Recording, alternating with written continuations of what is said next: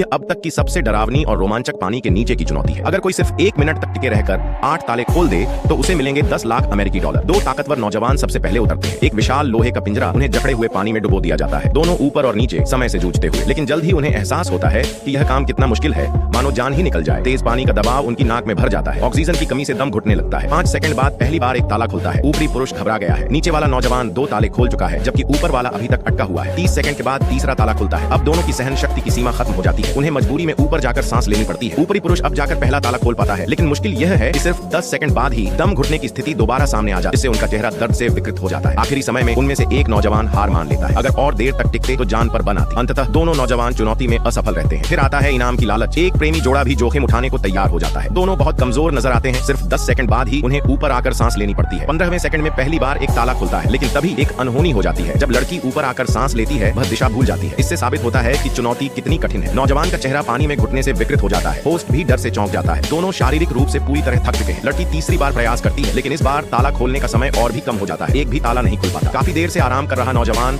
अब आखिरकार मैदान में उतरता है। वह गहरी सांस लेकर आंखें खोलकर बेहद शांत नजर आता है। बिल्कुल ठंडे दिमाग से एक बार में 3 ताले खोल देता है। 10 लाख डॉलर उसके हौसले के सामने झुक जाते हैं। 10 लाख डॉलर यूं ही उसके हाथ लग जाते हैं। पहले के प्रतिभागी और होस्ट सब हैरान रह जाते हैं।